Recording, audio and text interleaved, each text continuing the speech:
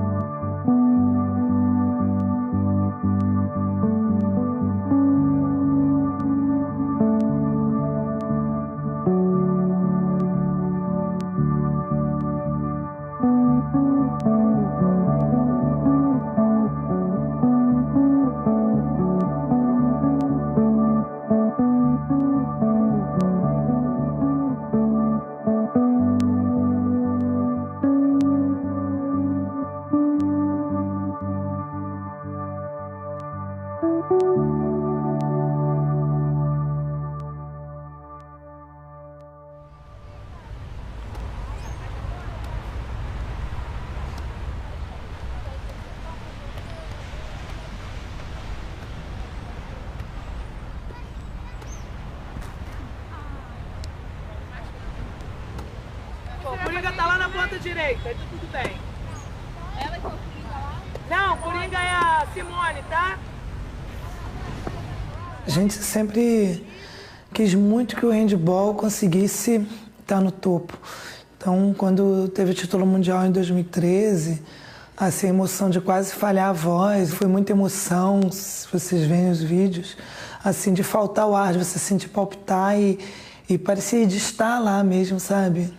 Dentro de quadra junto com elas. Mas para tudo isso, precisou ser plantado algumas coisas. Muitas pessoas abriram mão de várias coisas. Nós éramos profissionais, tínhamos o título de profissionais, mas tudo que estava por trás ali era bem no amadorismo, bem assim, no coração mesmo. Essa trajetória, né, começando com o Digenal, foi bem difícil, né?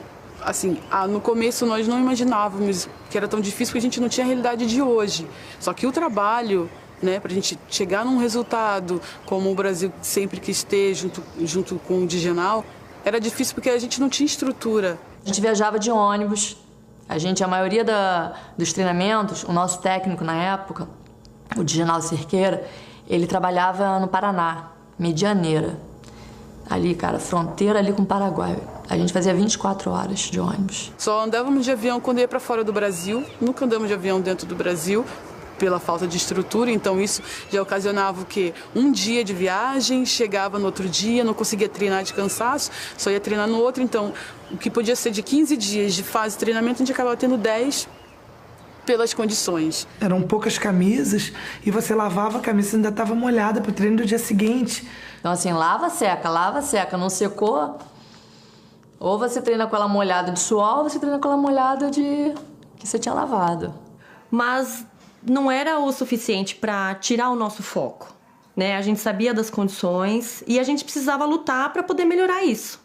Cada pedrinha que a gente encontrava no nosso caminho era um motivo a mais para a gente continuar na luta. De saber que a gente podia ir mais além, de que a gente podia ter condições melhores e que, assim, infelizmente, a gente não conseguiu desfrutar. Mas nada disso tirava o foco do objetivo, que era ganhar um Pan-Americano e levar o Brasil de fato e de direito por conquistar o título da Olimpíada. A nossa trajetória até o Pan-Americano era sempre bem complicada. A gente participava de campeonatos mundiais e tal, e o Pan-Americano nas antigas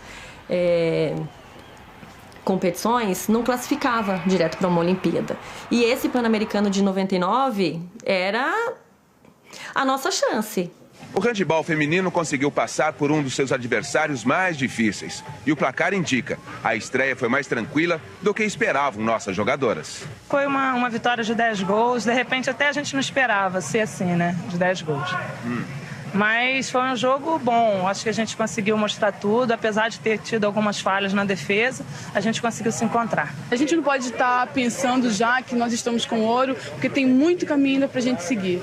E essa foi a nossa primeira batalha, tem muito ainda pela frente. É aquela coisa, vamos tentar o ouro, só o ouro nos interessa, porque garantir essa vaga para a Olimpíada, e a gente foi para a final contra o Canadá. Ali a gente realmente comprovou, não, ufa, ganhamos. Então assim, parecia que era um fantasma. O Canadá, os Estados Unidos, acabou. E aí, Digenal? Eu acho que valeu. Eu acho que hoje é Dia dos Pais. Eu acho que um presente que eu me dei foram 4 anos de muito trabalho. Desapareceu o estaco aqui, vai. E eu acho que tá aí, né? Dia dos Pais, comemorando com o filho que você, em 4 anos, ajudou a crescer, né? Nasceu hoje, que foi uma medalha de ouro, mostrar ao povo, mostrar ao Brasil que o handebol existe, que o handebol é forte, cheio de pessoas com muito amor para dar o esporte brasileiro e a vaga na Olimpíada. Então, para mim, é um dia mais feliz do mundo. Uma hora assim que a gente fica sem palavras, fala tanta emoção da gente ter conseguido essa vaga para a Olimpíada, de botar essa medalha de ouro aqui. Que imagem bonita, a Viviana com a bandeira do Brasil. Gente, a gente vai para a Olimpíada agora. Olimpíadas. É a primeira vez. É um esporte olímpico agora é um esporte olímpico. Para o Brasil. Graças a vocês. A todos nós. E com esse título, infelizmente, não conseguiu mudar muita coisa. Então, conseguiria ter algumas brigas, porque a gente queria também exigir algumas coisas. Eu acho que a melhora mesmo veio só 4 anos após 2000, que foi de 2003 para 2004. Aí sim que as coisas realmente começaram a andar. Através das nossas conversas com os nossos atletas, a gente percebeu que se a gente quisesse ir um pouquinho mais adiante, a gente teria que nos aproximar mais da Europa. Antes todo mundo jogava no Brasil, treinava no Brasil, arbitragem brasileira, técnicos brasileiros, cultura brasileira. E o caminho que abriu a primeira atleta a ser chamada foi a Xana. E a partir daí, através até do próprio relacionamento que a Xana demonstrou na Dinamarca, em outros países que elas jogaram, abriu as portas para o atleta brasileiro, até então um pouco desconfiado. Na sequência, nós contratamos o Juan para ser técnico da seleção feminina. E aí já começou ele a fazer indicações para clubes espanhóis e a coisa começou a ter que as meninas fossem e os meninos também fossem, obviamente as mulheres com muito mais intensidade.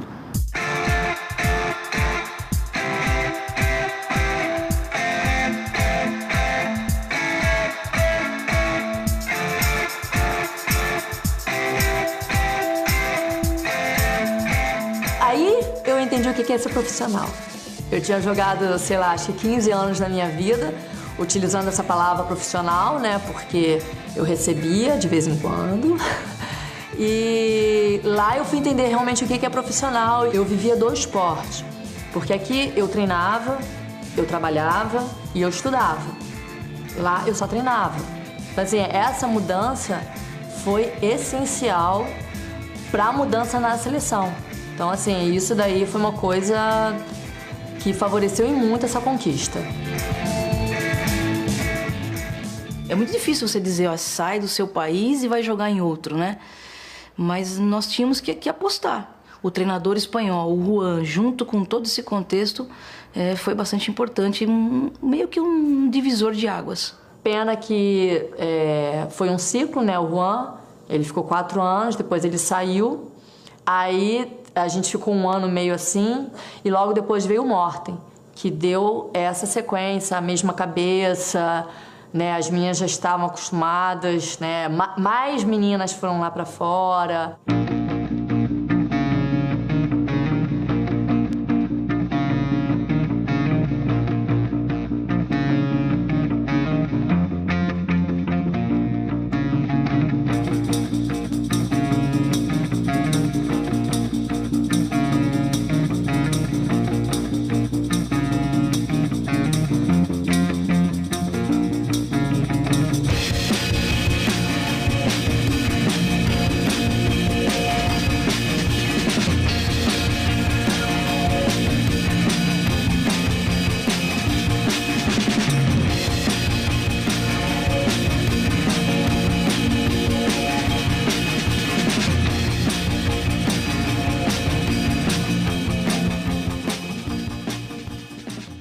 o que aconteceu, que esse pivô, ela traz a bola para lá, certo? Agora, em vez de meia esquerda, vem a ponta. Vem a ponta, meia esquerda, ela ocupou o espaço dela, chegou a ponta esquerda aqui, e esse pivô provavelmente vai trazer o terceiro direita para lá, certo? Quando eu entrei, não tive contato com nenhum que, vamos falar, fez parte das seleções anteriores. E eu realmente entrei e tentei implementar as minhas ideias, filosofias, e já estava jogando, vamos falar, defesa, estava jogando 6-0. Time forte, competitivo, fez um bom Olimpíada em Beijing, não tem discussão nenhuma, e já tinha feito bons mundiais também com o Juan, mas sem falar que eu estava levando um livro dinamarquês ou uma filosofia dinamarquesa ou nórdica, porque não era assim. Porque eu acho que todas se questionaram um pouco nesse sentido, se realmente isso ia dar certo, sabe? Um dinamarquês perdido no Brasil, treinando no masculino, de repente está na seleção como comandante, e você fala, meu Deus, e agora? Falei, mas vamos encarar com ele, vamos abraçar essa causa com ele, acho que foi isso que a gente fez e graças a Deus acabou dando certo, e continua dando. Morten, eu sempre falo, é uma figura que realmente mudou a nossa mentalidade. Ele viu nessa equipe do Brasil uma realidade europeia. Ele falou, não, vocês têm condições de ganhar. E descobriu esse fator na gente, essa paixão, esse fogo. Eu não sei de que maneira ele fez que a gente acreditasse que era possível. É lógico, toda a equipe ajudou também, a psicóloga, desde nutricionista, médico, todo mundo foi deixando a gente também um pouquinho mais profissional, um pouquinho mais preparada, fisicamente, mentalmente, taticamente. Então, assim, o Morten começou isso, ele que montou a equipe toda e ele que acreditou na gente. E é importantíssimo que eu também aqui, morando no Brasil, aprendendo um pouco como que é o handebol aqui, como é a cultura brasileira, como é a cultura do handebol, como que as meninas que atuam aqui no Brasil, como é os jogadores que atuam lá. Então, essa panela de juntar um pouco de cultura diferente também ajudou. E com certeza que o convênio que foi feito com o Hypo que também fez um avanço para nós. Tínhamos 3 garotas que jogavam no Hypo. Aí nós chegamos ali no Hypo e fomos discutir com eles a saída das meninas e tal. E numa mesa surgiu assim, a ideia de montar uma estrutura naquele clube. Eu me lembro que quando eu entrei, teve a minha primeira reunião, primeira entrada com a seleção em 2009. Eu me lembro que eu falei que estou aqui porque eu quero que nós vamos juntos e brigar com os melhores do mundo e que um dia nós podemos ganhar uma medalha numa Olimpíada ou no Mundial. E eu senti na hora que esse cara mesmo, ele é louco. E uma das coisas mais importantes também, que eu acho que eu tenho que destacar aqui, foi a presença de uma psicóloga. Né? Às vezes a gente fala assim, é frescura. Não, não é, porque nós éramos os nossos maiores adversários.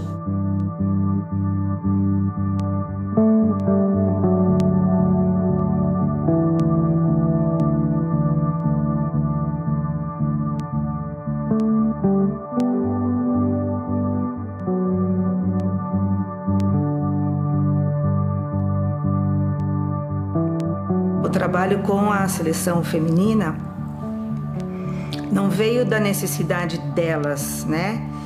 Não foi elas que pediu o trabalho, veio via técnico. O técnico viu o trabalho, sentiu a necessidade, então veio via Morten. E o Morten também me jogou, né? Falou, se vira, né? E aí eu tive que ir, mais uma vez, conquistando as meninas também. Minha primeira fase de treinamento coincidiu com a primeira fase que o Morten conseguiu juntar as jogadoras que ele realmente queria convocar. E 2011 foi um ano muito bom de trabalho, muito bom mesmo. Assim, as fases que a gente fez de treinamento foram muito boas e 2011 foi um ano muito bom. E 2011 era um grupo que já estava mais ou menos, já estava sendo formado desde 2009, então já estávamos treinando há um bom tempo juntas.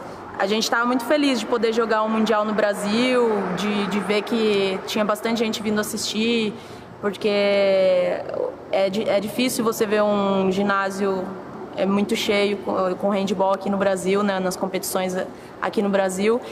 Então, as coisas foram dando certo assim, nesse Mundial. E foi o primeiro ano que o convênio com o Hypo na Áustria começou.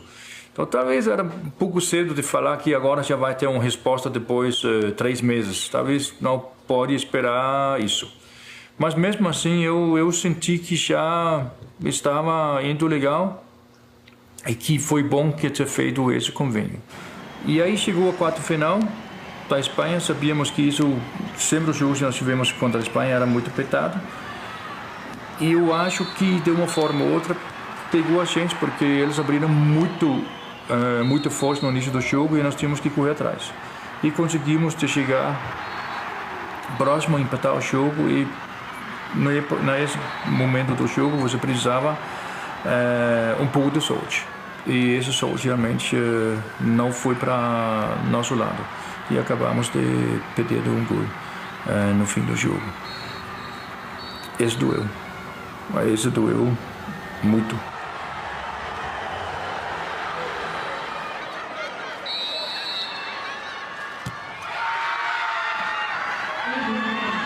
Perder em casa contra a Espanha, da onde também um problema foi que a maioria das brasileiras estavam atuando na Espanha também, então tem essa questão do ego. E quando nós fomos para esse jogo, foi um jogo assim, parecia que a gente estava jogando contra a Argentina, tem que ganhar, e perder nas quartas de finais. Então foi assim, ego, todo mundo ficou muito sensível por tudo que nós trabalhamos e treinamos e não conseguir passar as quartas de finais em casa. Porém, eu acho que aquela derrota nos abriu o olho para dizer que sim, seria possível a gente conseguir um resultado bom, porque até então, até aquele jogo, a nossa campanha no Mundial tinha sido muito boa. Mas depois também a gente viu que foi um resultado bom, que se a gente for ver todo o processo que foi feito, o trabalho que vinha sendo feito, as colocações anteriores, então a gente viu que a gente estava no caminho, que também não é de uma hora para outra que você vai ser campeã. Só tenho que falar de parabéns para o grupo todo, de conseguir se levantar depois de perder uma quarta final e fazer 2 jogos e fazer o melhor resultado da história do handball para o Brasil. Para isso a gente ia ter que ter um grupo ideal, que nós não tínhamos esse grupo ideal até ali. Né? Só isso que esse 2011 colocava. Pessoas foram saindo e pessoas foram entrando para se constituir um grupo vencedor.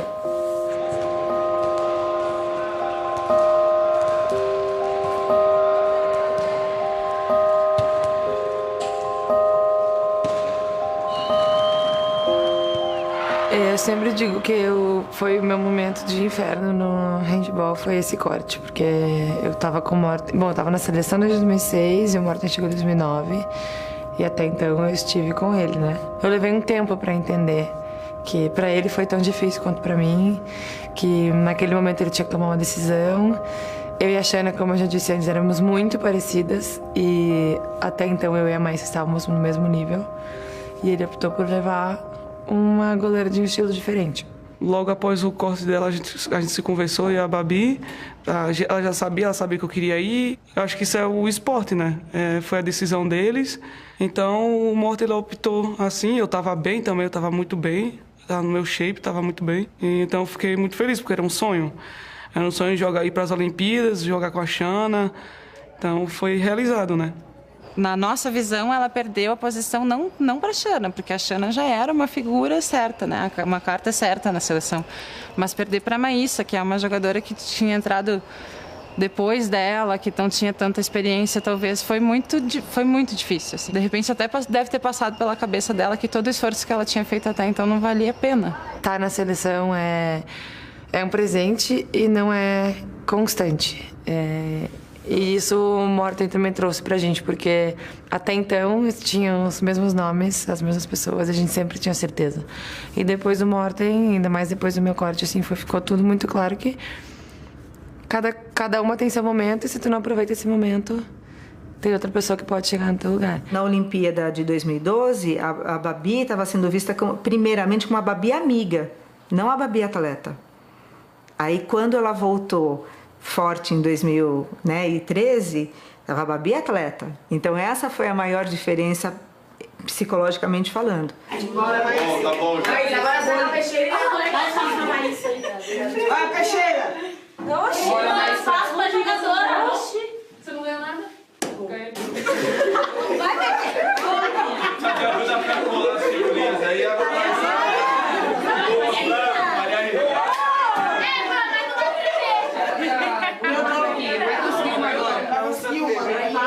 Vai chegar, não. Ai, moleque. Nossa, faz assim, faz assim. Vamos embora. Erra. Vai, Dara. Então. Uma coisa vale hoje. Vencer é tudo. E controlar o jogo. Controlar as norueguesas. Controlar o jogo. 60 minutos. De qualquer situação, controlar. Pronto? Estamos prontos para jogar? Sim! Estamos prontos para ganhar? Sim! Por favor, embora. Já, Duda, Maiara, Eunice, Ale, Dá, César, bom jogo.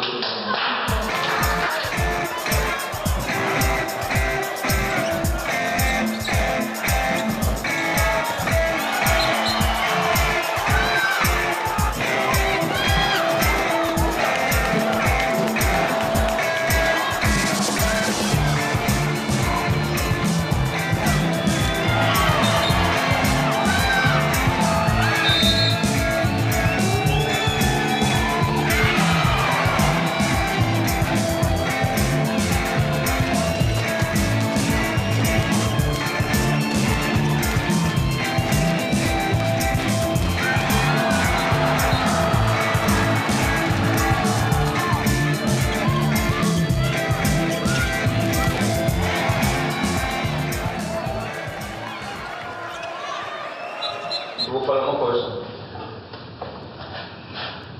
A Noruega mostrou um absurdo durante pouco tempo que ele está capaz de correr 60 minutos. Então, até estar 60 minutos, nós temos que mostrar hoje que nós estamos aprendendo com o jogo da Rússia e nós estamos aprendendo com o jogo da Angola. Isso é nosso desafio, tá certo? Gente, outra coisa que é muito importante, nós somos muito emotivos. Quando a gente faz o gol, eu sei que todo mundo quer vibrar, mas elas estão vindo igual o demônio.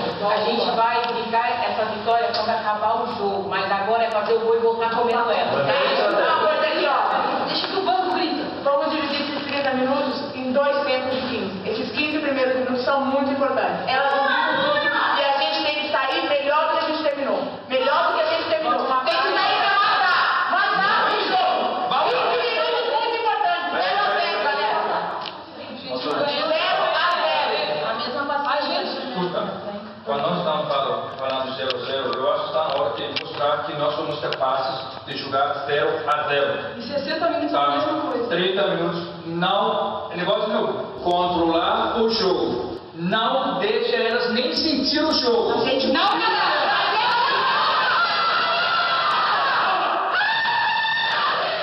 Xana, goleira do Brasil, caiu no choro.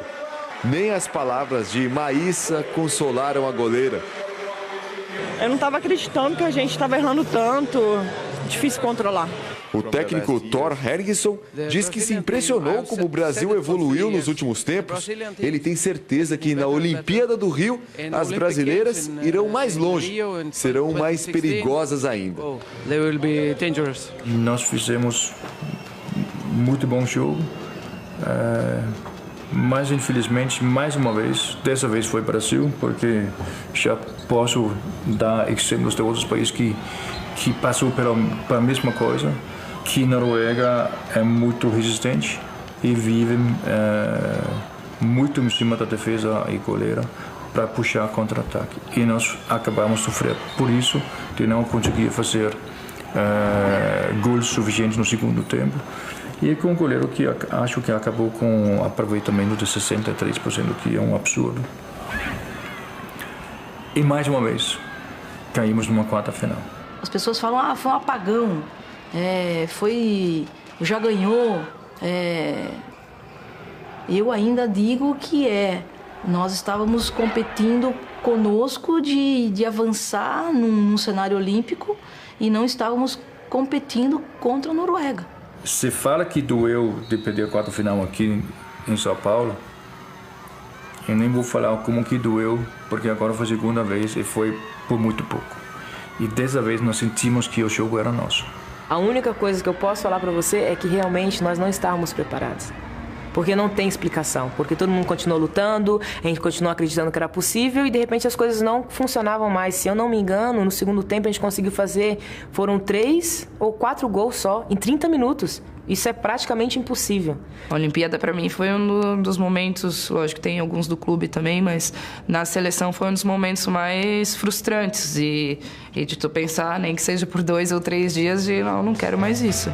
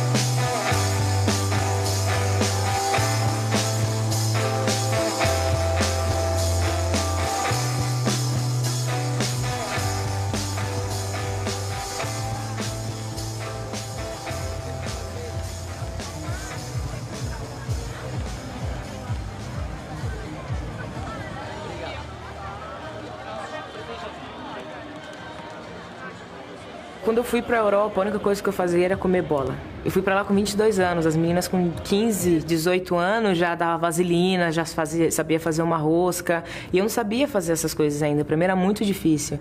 Então eu cheguei lá, a primeira coisa assim foi o impacto da diferença da idade das meninas tão novas, já fazer coisas, já saber coisas que eu ainda, para mim, era o momento de eu estar aprendendo ainda.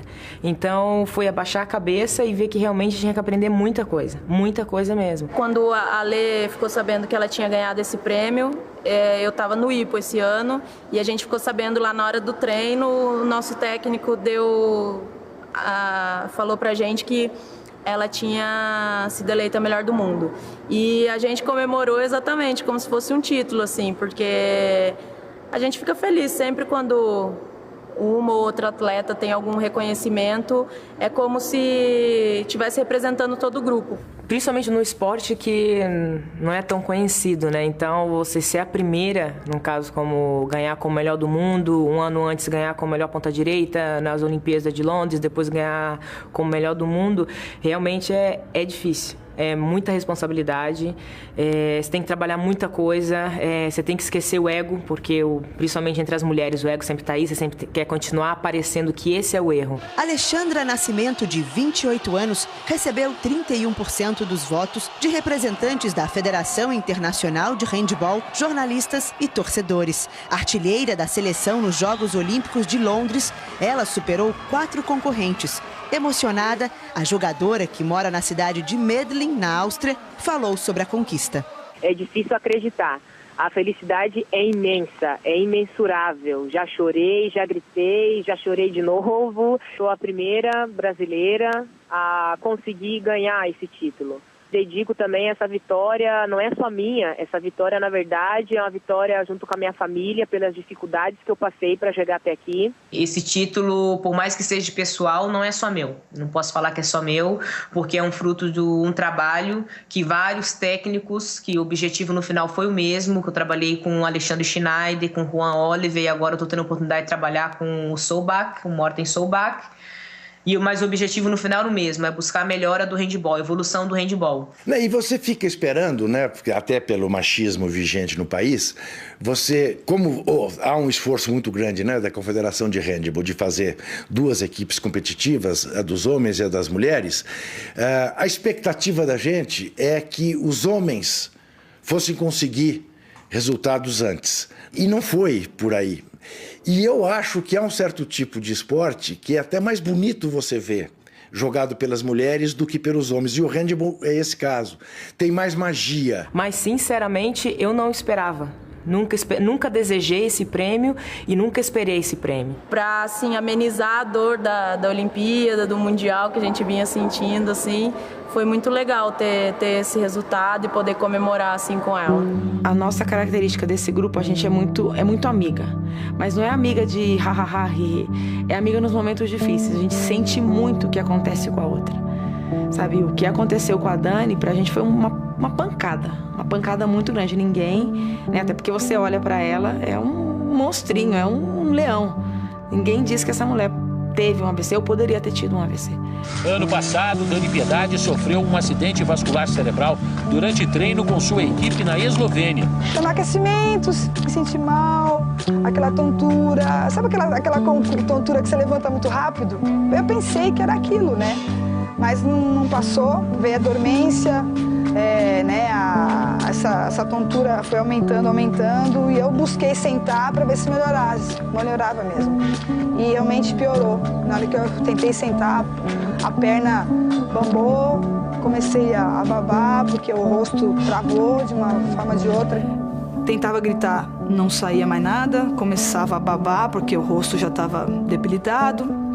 Então chegou um massagista, um médico, e ele, na hora que ele me viu, ele viu que tinha coisa séria, que era um AVC, e colocou o mais rápido possível numa ambulância para ter melhor atendimento. Tanto que eu cheguei no centro neurológico, já me aplicaram o trombolítico, graças a Deus que pensaram nessa questão. Conversava com a Dani, conversava com o médico dela e via que os exames estavam sendo feitos lá na Eslovênia. Então tem uma sequenciazinha de exames que você precisa ser feito, para você precisar fazer para descartar a causa do AVC.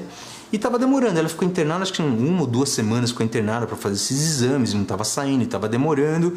E chegou depois de um mês lá, chegou na conclusão que precisava operá-la do coração. Ela tinha um pertuito no coração, que é uma comunicação, que isso daí era a chance de ela ter causado AVC. Isso foi numa terça-feira, marcaram a minha cirurgia para sexta, que eu tinha que fazer a operação no coração. Minha mãe ficou louca. Eu não entendo nada aqui, nós vamos para o Brasil.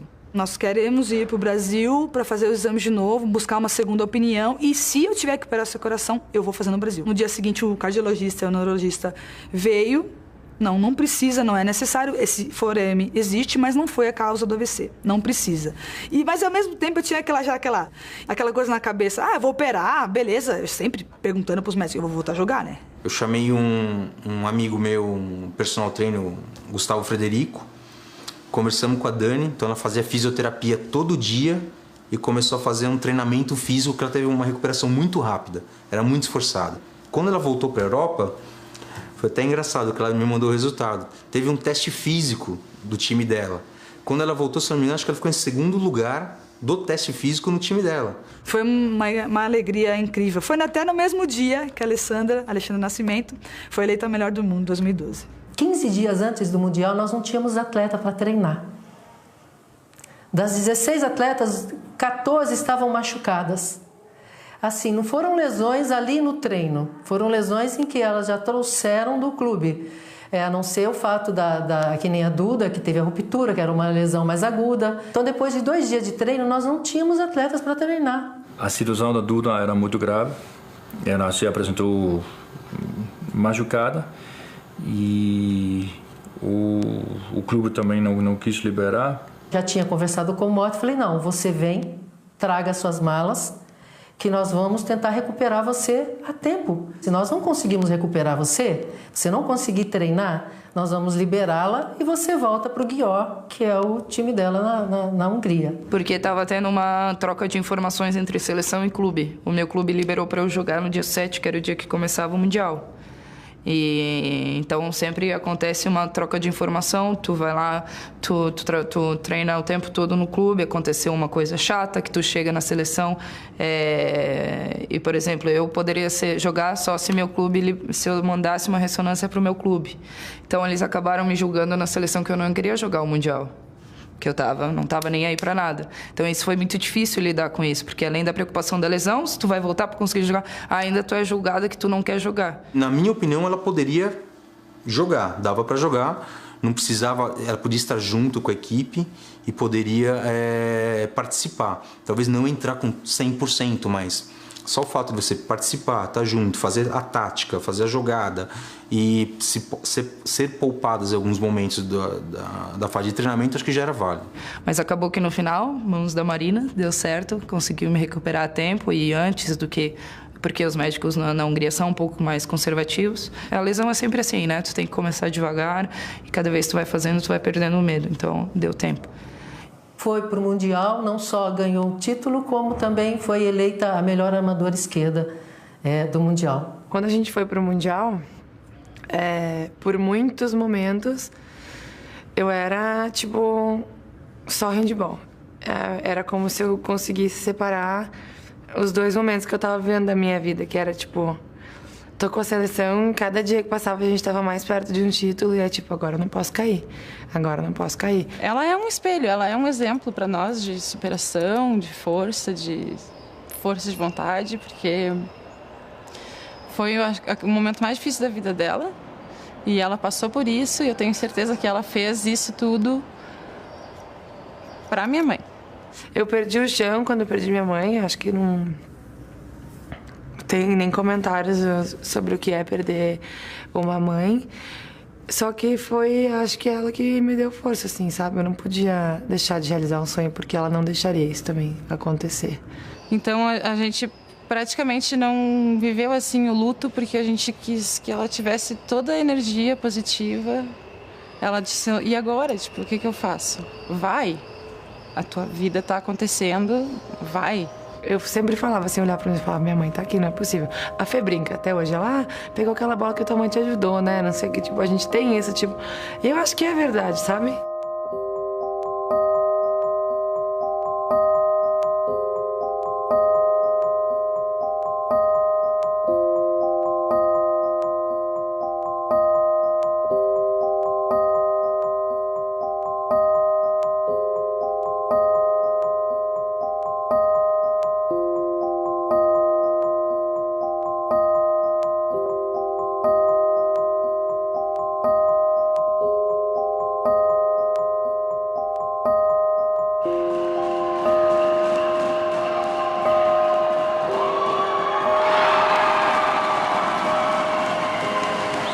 Eu me machuquei um mês antes da competição e fiz os exames, tudo, e deu que eu tinha rompido o ligamento cruzado anterior total e estava na Polônia.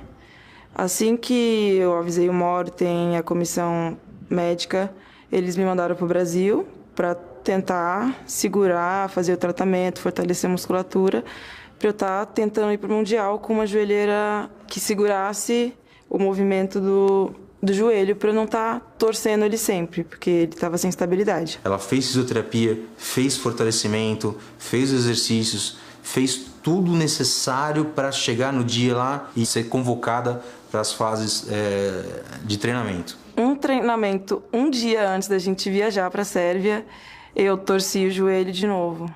E aí foi o momento que eu virei e falei, não dá. Não dá, porque eu não estou preparada para ajudar o grupo. Se eu for assim, eu vou ser um cristal. Qualquer coisa que acontecer, eu vou prejudicar a equipe. Cada uma estava passando por um momento naquele grupo, sabe? E um momento que, tipo, eu não vou te falar que era um momento de extrema felicidade, que não era. Todo mundo estava passando por uma dificuldade muito difícil, sabe? É como pra gente, tipo, a gente tem que superar isso. E tem que ser por elas, né, mãe? Que... Sabe, se elas passaram por isso, o que é jogar um torneio? O que é jogar um campeonato mundial diante de 22 mil pessoas? O que é jogar uma final? Esse tempo que a gente convive, de muito tempo, ajuda muito, assim, uma conhecer a outra e acabar criando essa união, essa amizade. Baixando um pouquinho o ego, todo mundo admitindo que existe, que tem alguns medos, que é normal, que né, existe na carreira da atleta, que uma ajudando a outra, que a gente ia conseguir algo muito maior. Eu acho que é isso que aconteceu naquele título. Não teve tempo para individualizar o problema. Todo mundo, coletivamente, ajudou. O atleta joga muito em cima de superação, de se superar, né? E eu acredito que tenha dado certo o resultado por isso. Porque muitos podiam estar ali com tantos problemas, Babi, principalmente por ter perdido a mãe, e de ter falado, eu não vou para a seleção que eu não estou com cabeça. Mas o esporte move muitas jogadoras. É a vida. A vida delas é o esporte, é o handball. Então eu acredito que ali mexeu nessa parte de superação e cada uma deu o seu sofrimento na quadra, que qualquer coisa não ia desanimar, não ia fazer elas desistirem. A situação da Jéssica ter se machucado, as meninas trouxeram isso para dentro de quadra, para que elas falassem, nós vamos jogar por você. Então, por você nós vamos jogar. Então, mais uma situação de superação. Então, eu acredito que tenha sido todos esses fatores para elas poderem ter ido tão bem. Eu tinha certeza que o grupo ia medalhar. E isso foi o que mais pesou, assim. Foi muito difícil. A gente não sabia ganhar. Eu falei, o que está faltando para nós, né? Aí era aprender a noção de combatividade, né? Foi ali que deu o clique de como que a gente tinha que trabalhar, como que a gente tinha que desenvolver a combatividade, sendo que a gente vem de um país que não é combativo. Em 94, eu estava no Brasil. E Daine, talvez você lembra? Não. Lembro. Não. Talvez lembra. Mas eu estava. E era antes do Copa nos Estados Unidos de futebol. Então o jornalista perguntou para o Romário. Romário, como vai ser essa Copa? Aí o Romário respondeu, esta Copa vai ser a Copa do Romário. Ele tem razão. Eu espero que essa Copa de Mundial vai ser a Copa do Brasil. Começa hoje. Eu desejo boa sorte para todo mundo, para a nossa equipe, para todas as nossas metas, individualmente, coletivamente, em nome do handball brasileiro. Então joga com essa tranquilidade, mas joga na pilha, na porrada, e desde de hoje, desde o primeiro jogo, que a imagem do Brasil é assim, independente do que a adversário chama-se Argélia, Dinamarca, Japão, Sérvia, China ou qualquer outra que nós vamos encontrar, tá bom? Isso é a imagem. E assim nós vamos jogar com habilidade.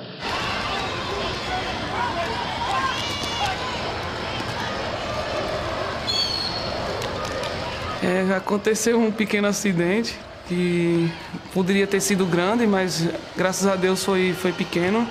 Eu tive um acidente no banheiro, que eu estava escovando meus dentes, então eu sentei um pouco assim na pia, e a pia era muito grande e ela não estava tão presa. E eu não prestei atenção, eu estava conversando também com minha irmã no FaceTime. Então, a pia foi e caiu comigo com tudo. Tirei a toalha da mão da Maísa. Quando a gente viu, tinha um corte aqui na região tenar, aqui aberta, num corte mais ou menos, sei lá, uns 5 centímetros, assim, profundo, que passou do lado do tendão, foi fundo, e ela só falava uma coisa: doutor, eu vou jogar, né? Eu vou jogar. Doutor, eu vou jogar. Aí eu fiquei com a mão enfaixada, aí começou a passar muitas coisas na minha cabeça, eu fiquei com medo de que eu não pudesse jogar, que eu não pudesse treinar mais, que o Morty pudesse me chamar para que eu fosse para casa. Aí nós ficamos pensando e bolando e pegando, arquitetando um monte de coisa, até que a gente conseguiu fazer uma órtese para que amortecesse um pouco o impacto da bola no corte dela, na incisão. E no dia seguinte a gente tinha o jogo contra a Sérvia. Então na minha cabeça, assim, ele começou com a Babi, eu pensava que ele não iria me colocar para jogar. A gente não conversou nada, mas eu tava com esse pressentimento, né? Por causa da minha mão, né? É tanto que eu estava treinando só com a mão esquerda. Eles prendiam minha mão atrás e eu treinava com a mão esquerda.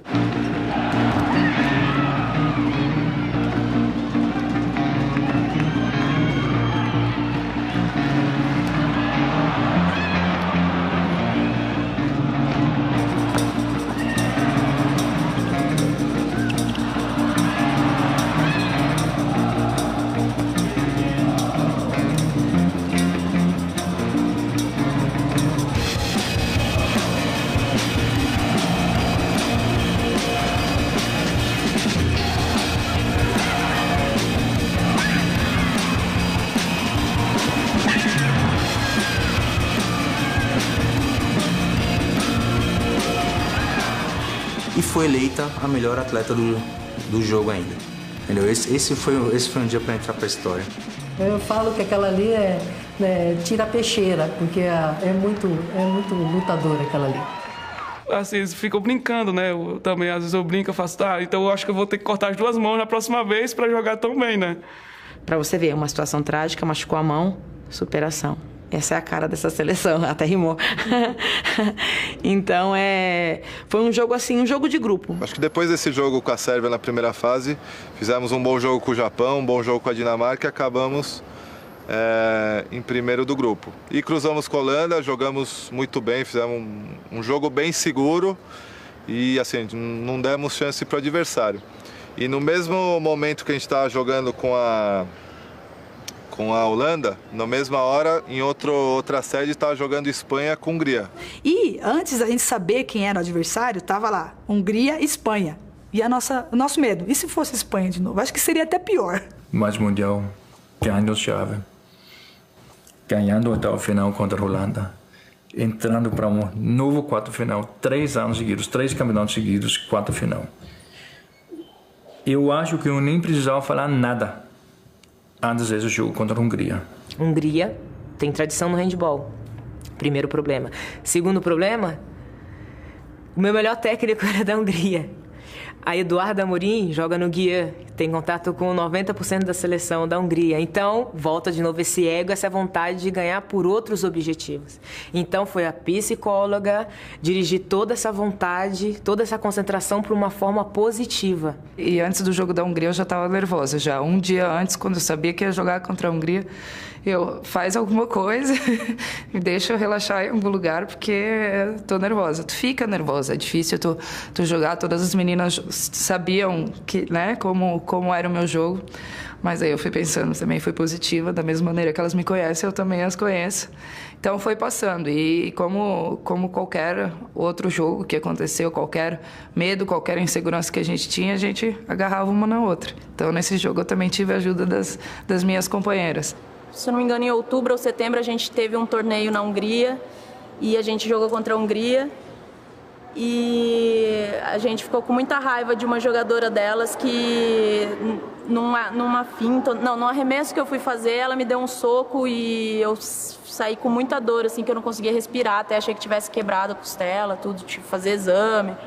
A gente até usou essa imagem antes do jogo para mostrar, para a gente pegar mais raiva assim, e vontade de ganhar delas, porque foi um lance muito sujo da menina. Por a gente estar trabalhando a ajuda, né, pela causa da outra, vamos pela causa da outra, né, que vai ser a nossa causa, olha a Maiara, né?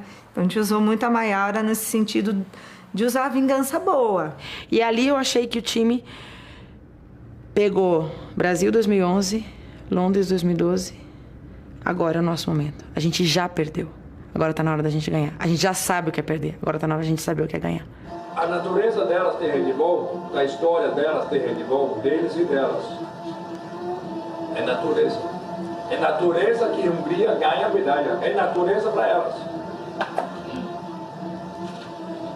Eu não estou falando que eles entram de salto alto. Eu não falo que eles entram sem respeito, eu não falo isso. Mas falo que é a natureza para elas de ganhar medalha. É cultura, é história. Então nós temos que saber qualquer coisa aqui, desse jogo aqui, contra elas têm um como chamamos, confiança, que está em cima de nós. Mostrou 2 meses atrás, na Hungria, na casa delas, igualzinho. Eu acho que culturalmente não mudou nada de outubro para dezembro. Acho que não. Então, por favor, mas elas se sentem. Eu tenho certeza que a chave aqui é no batimento de raiva, de vingança, defendendo, do jeito que nós defendemos, do jeito brasileiro. Agora é a Hungria que vai sentir o que eu sinto brasileiro de jogar handebol. Jogar um jogo focado e com muitos. Tá bom? Saiba ali, além de Eunice, Ana Paula, Duda, Fernanda e da Ceice, tá bom?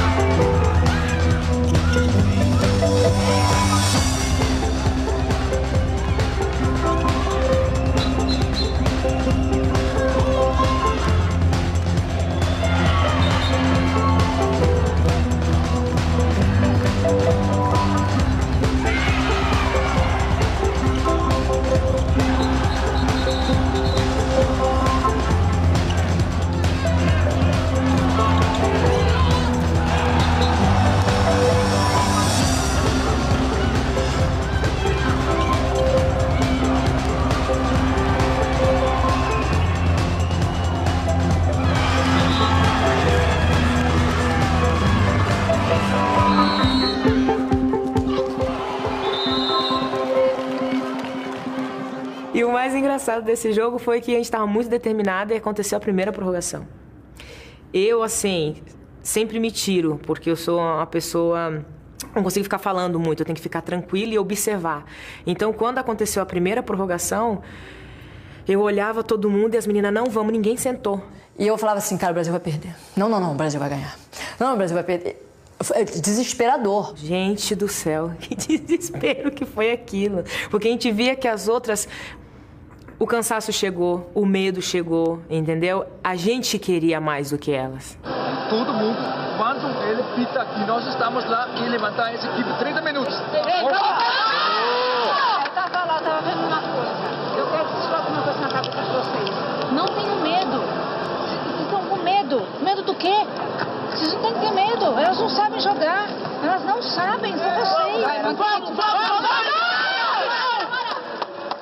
Na função que ela exerce na equipe, na parte defensiva, acaba... É uma zona que ela ocupa, que é a zona onde acontece a maior parte das ações do jogo. Então ela acaba tendo essa responsabilidade de ser a menina que bate, a menina que acaba chegando atrasada e às vezes acontece uma punição. Nesse caso, pena que foi no final do jogo. Então, naquele momento foi um momento difícil para mim, porque daí tu veio aquela frasezinha, né? Se perder, eu vou me matar. Se perder, eu vou sair da seleção, eu vou. Então, aquela coisa ruim, mas passou, a Dali virou do meu lado, falou, fica calma, guria, tu vai voltar. Quando ela foi expulsa, ela sentou do lado assim, a gente só deu, tipo, lavei a alma. Nunca vi uma expulsão ser tão boa, sabe? Ser tão bem vista. Mas foi a melhor expulsão da vida dela. Então tudo parecia que estava confluindo para... E a gente sabia que aquele jogo era o jogo da Duda. Ali mostrou um equilíbrio físico e mental das meninas. Mas nesse dia nós tivemos, vamos falar, o nosso sorte, quando precisava mais. E que talvez a Mayara Moura ela fez o gol mais importante da história do handebol brasileiro. Estava impassiva essa bola e eu tinha que arremessar, porque talvez se eu passasse, fizesse mais um passe, a gente pudesse perder a bola. E foi a oportunidade, eu aproveitei. Até quando acabou o jogo, assim, eu falando para as meninas, gente, foi Deus que colocou essa bola dentro do gol. Aí vem a seleção brasileira com a vantagem de um gol no marcador. Tá no passivo, Duda Mayara. Gol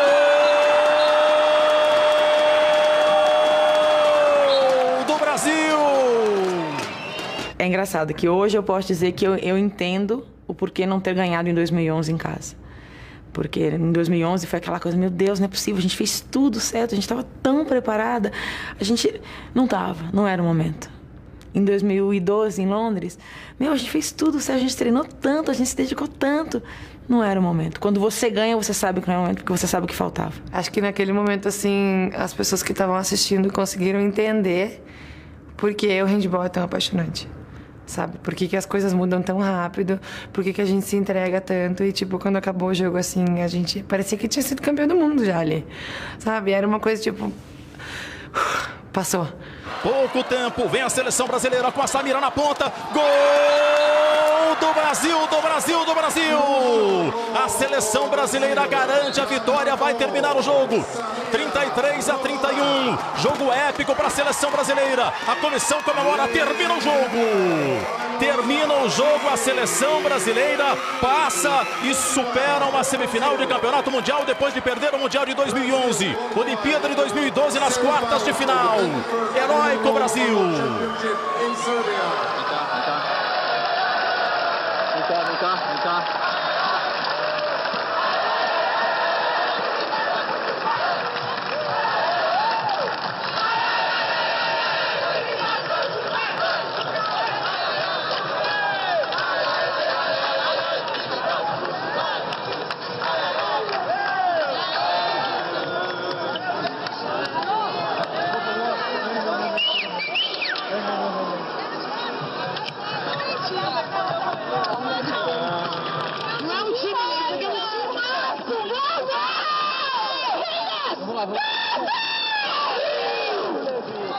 E depois que acabou esse jogo das quartas de finais, eu falei, até conversando com meu namorado, falei, a gente vai ser campeão mundial.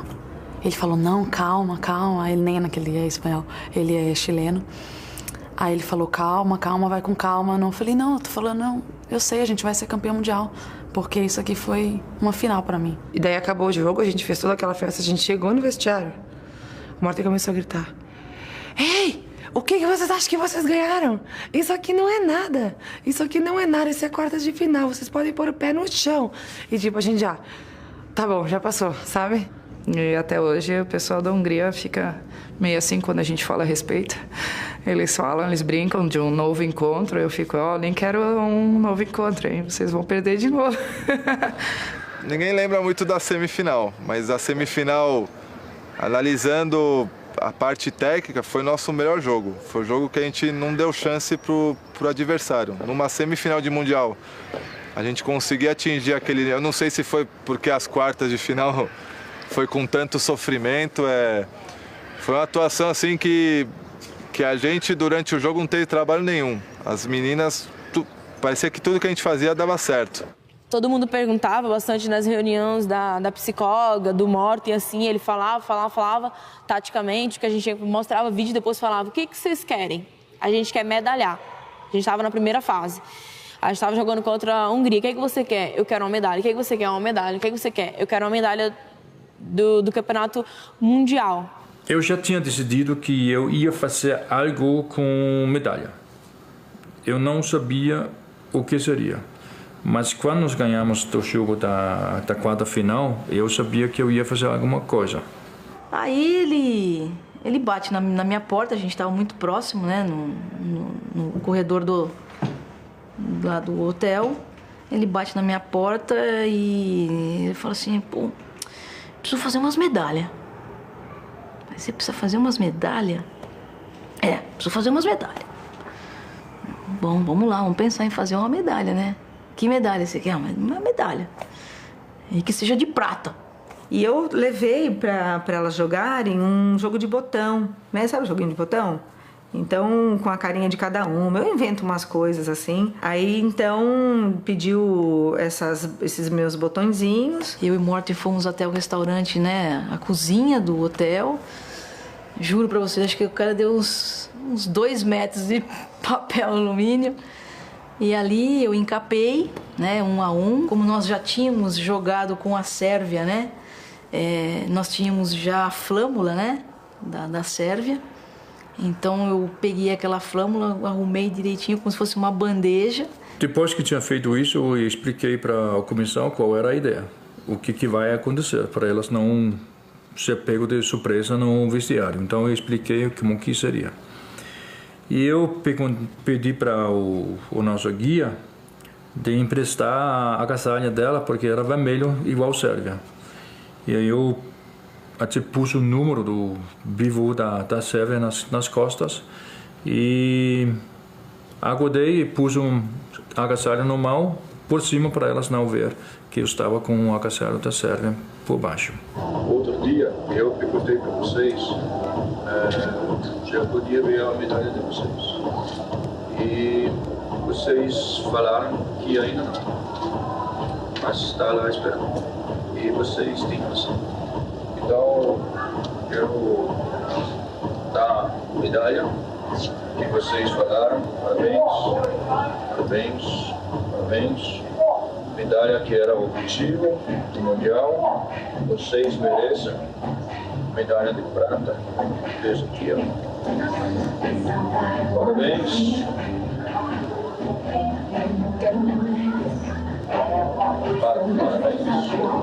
O objetivo era ganhar a medalha do Mundial. Parabéns.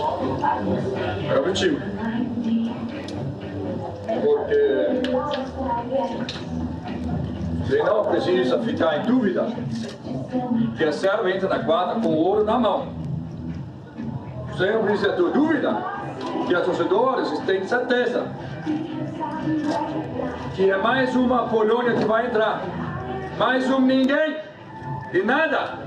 A gente não queria a medalha de prata, a gente tinha certeza que a gente queria de ouro. E a gente foi para lutar pela medalha de ouro, independente que elas tinham, 23 mil pessoas ali torcendo para elas, mas para mim, eu acho que para o grupo, na nossa cabeça, eram 23 mil brasileiros que estavam ali torcendo pela gente e que queriam que a gente conseguisse o ouro?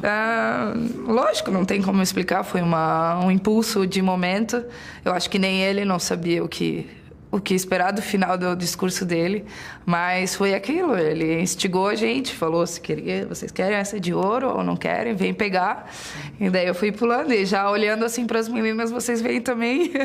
Então foi legal que na hora que todo mundo veio, eu também senti que é isso que é equipe, isso que é espírito, elas não me deixaram passando vergonha ali sozinha.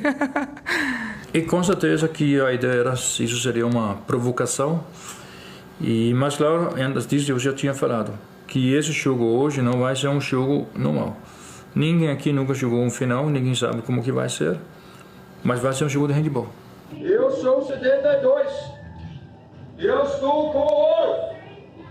Porque você está obrigado. Você está com medo dela. Está com medo. Está satisfeito com essa aí, ó? Só vai cagar todo mundo? Porque Sérvia é essa aqui, ó. Eu sou 72. Sabe quem é 72? Ou esse aqui vocês querem? Esse aqui vocês querem? Mas está com medo. Ninguém quer chegar aqui para mim e pegar esse aqui, ó. Ninguém chega! Ninguém chega! Ninguém! Ninguém chega!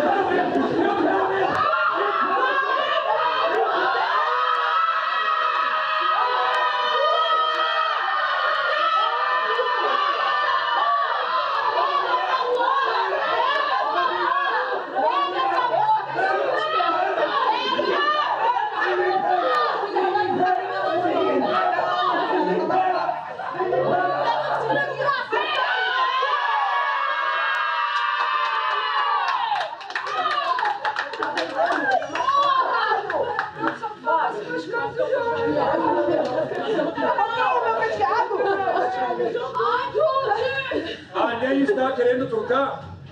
Então a senhora na puta que pariu! No 72! Eu pulei segurando da cara e saí direto. Estamos prontas? É guerra! Babi, Ale, Benício, Ana Paula, Dura, Fernando, Carlos, eu sou... Vamos! Se deixa por nós, quem tem nosso canal?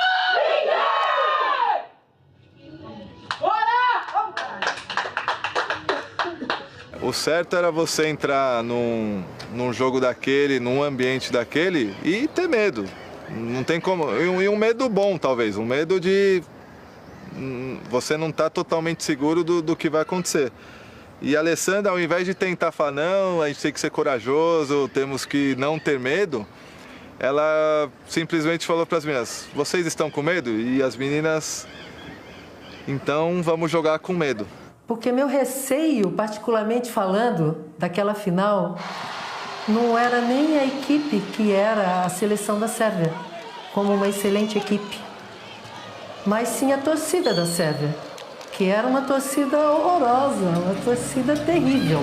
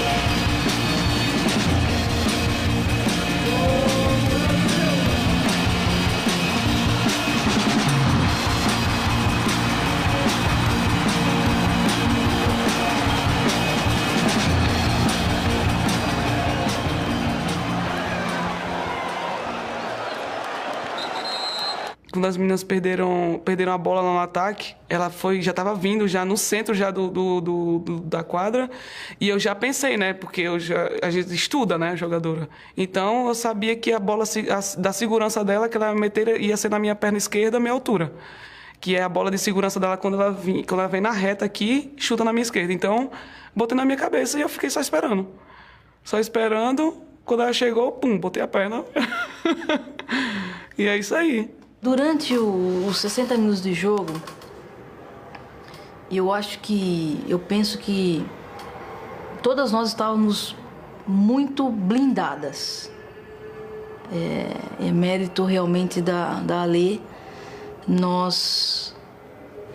pessoal fala assim, você não escutou o barulho do ginásio? Eu acho que a grande maioria de nós não escutou o barulho do ginásio.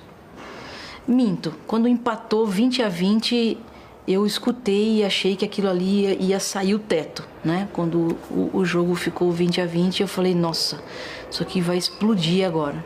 Confesso que nessa hora eu tive um medo, eu tive assim uma paura, né? De que elas pudessem, naquele momento, passar no placar e aquele público, né? Tivesse realmente a sua força, né? Força dentro daquele ginásio. Aí vem a Sérvia, Damjanovic, o chute, a defesa da Maísa. O Brasil sustenta 20-19, baita defesa da Maísa e pintam 2 minutos. 2 minutos para Duda. A Duda recebe 2 minutos de exclusão, deixa o Brasil com uma jogadora a menos, uma das principais atletas da seleção brasileira, 2 minutos fora de quadra. Drama para o Brasil, para tentar segurar o marcador sem a Duda, 2 minutos de exclusão para a Duda. Aí vem a Sérvia, o Brasil ainda sem a Duda. Mamute recebe, gira e os 7 metros. A Alezinha vem por trás, a Alexandra comete a falta, é marcado 7 metros.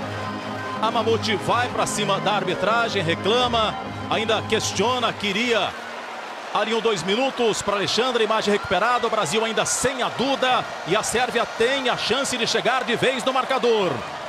Os 7 metros com Alekic. Vai pro chute, mais no gol, chute e o gol da Sérvia. Empata o jogo, deixa tudo igual, 20-20. O Brasil ainda sem a Duda, o Brasil ainda com uma a menos na quadra. A Sérvia reage e chega ao empate. A expulsão da Duda no fim do jogo, aí estamos pensando, e aí? Isso era fim?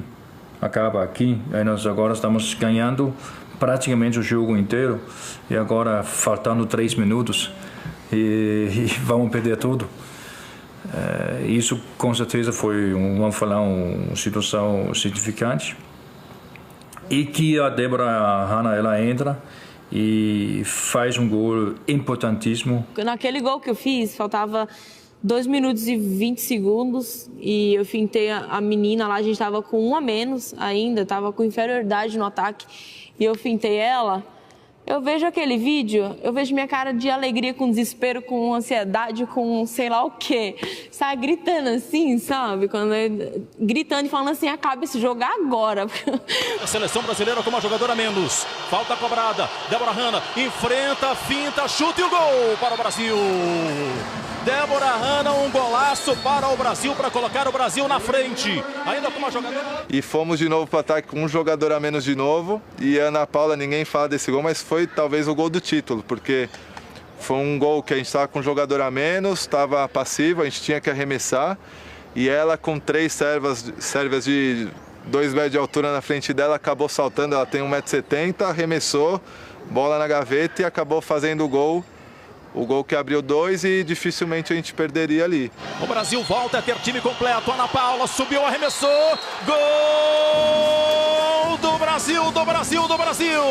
22-20, vem a Sérvia. Maísa, que defesa, que defesa, que defesa. A menos de 1 minuto, o Brasil coloca 2 gols de vantagem. Está chegando o título para o Brasil, superando os seus problemas, as suas dificuldades. Brasil 22, Sérvia 20.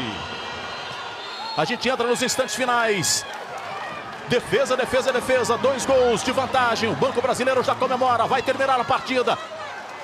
Termina o jogo. O Brasil experimenta a sensação de ser campeão mundial. Pode se emocionar, pode chorar. O Brasil é campeão do mundo. O mundo reverencia essas meninas guerreiras do Brasil. Para quem não acreditava, é isso aí. É Brasil. É o Brasil campeão do mundo no handebol feminino. Pode aplaudir porque é Brasil.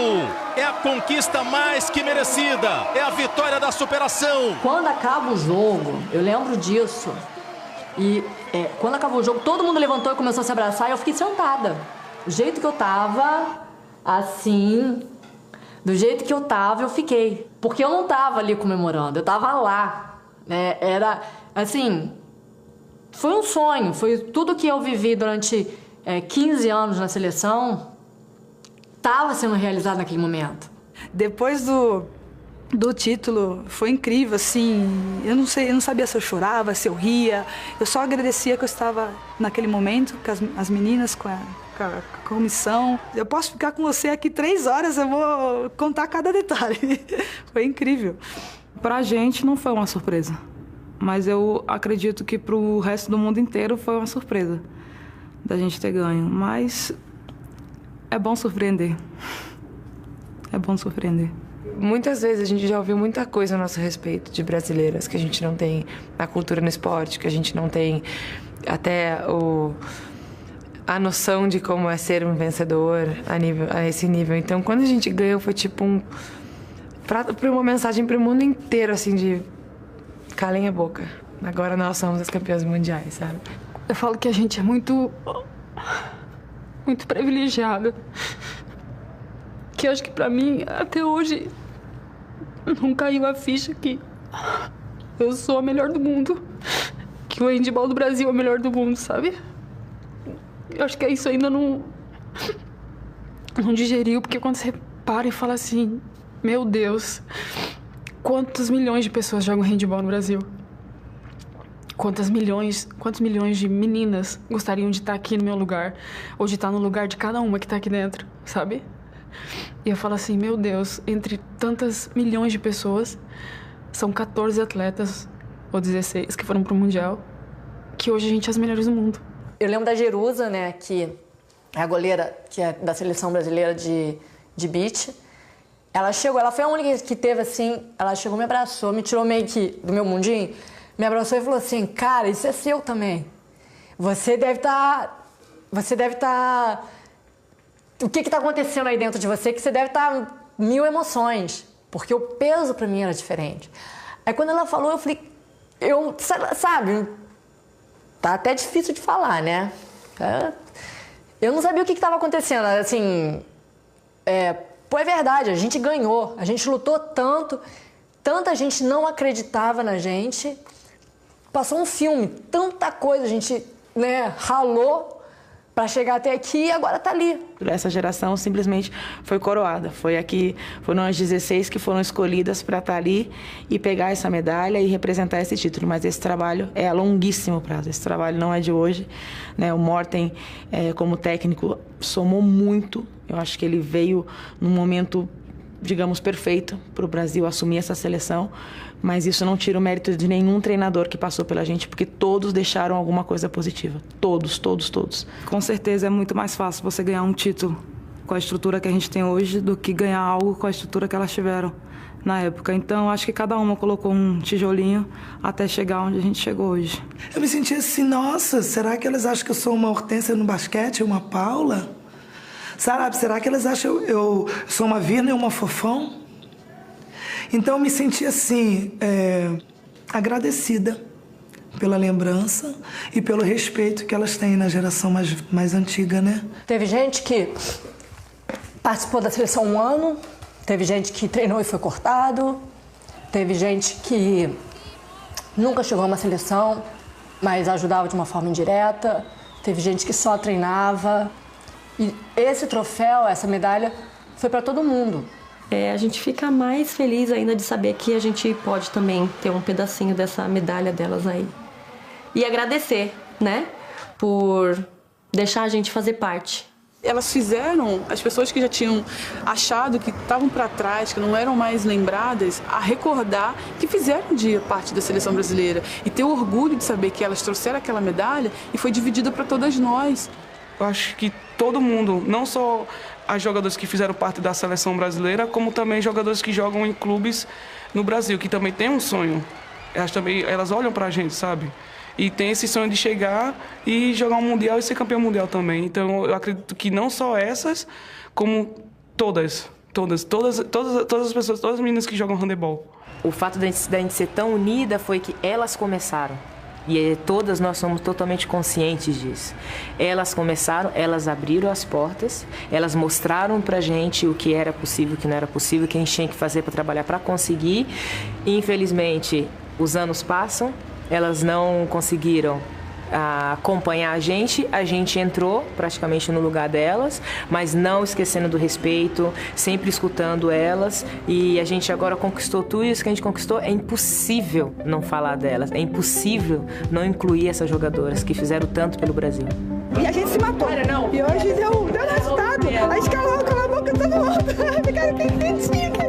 Tô aqui festejando com a minha medalha de ouro o primeiro lugar mundial na Sérvia. Um beijo para todo o povo do Brasil que acompanha o handebol, que ama o handebol.